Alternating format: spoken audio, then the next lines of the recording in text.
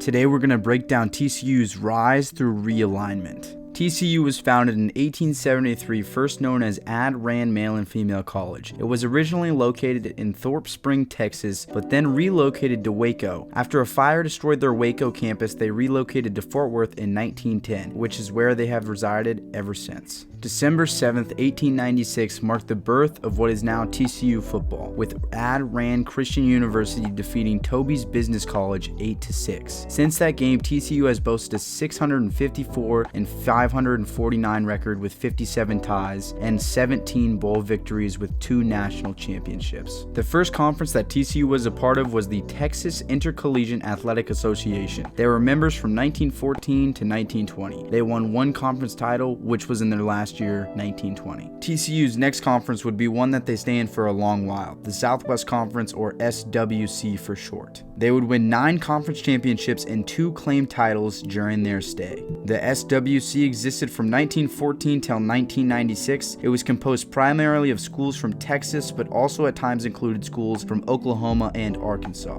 After a long period of stability and success, the conference as a whole began to decline. This was due to multiple schools within the conference committing recruiting violations, most notably being SMU and their infamous death penalty. This led to the exit of Arkansas in 1991 to the SEC and the exit of Baylor, Texas, Texas A&M, and Texas Tech to the Big 12. After being forced out of the Southwest Conference in the mid-90s, TCU found their next home in the WAC. They were only in the WAC from 1996 to 2000, but they won the conference twice under coach Dennis Franchione. They would exit the WAC and join Conference USA in 2001. With this new conference would also come a new head coach, and that name would be cemented in TCU history forever. Gary Patterson was hired by Dennis Franchione as the defensive coordinator at the University of New Mexico in 1996. This wouldn't be the first or last time these two had worked together on the same staff. They had also coached together at Tennessee Tech, Pittsburgh State, and Kansas State. After their time at New Mexico, Patterson followed Franchione to TCU in 1998. Patterson was named head coach at TCU prior to the Mobile, Alabama Bowl in December 2000 after Franchione left to become the head coach at Alabama. Patterson's first major achievement would be a Conference USA championship in 2002. The rest of his tenure would prove to be uber impressive as his teams won 10 games or more in 11 different seasons. His teams only failed 3 times to make a bowl game. They also earned a spot in the postseason top 25 10 different times. Under Gary Patterson, the Horned Frogs made another conference move, this time joining the Mountain West. They would be in the conference from 2005 to 2011. Patterson led the Frogs to 4 conference titles, 1 in their first season in 2005, then 3 straight in 09, 10, and 11. Over the course of the 2005 and 2006 seasons, TCU won 4 straight games against Big 12 opponents. In January of 2007, Patterson turned down a head coaching offer from Minnesota worth over $2 million a year. In 2009, he led the Horned Frogs to a perfect 12-0 regular season, which would land them at number 4 in the BCS rankings and an invitation to the Fiesta Bowl. They would lose 17-10 to Boise State, but it was still a good trip.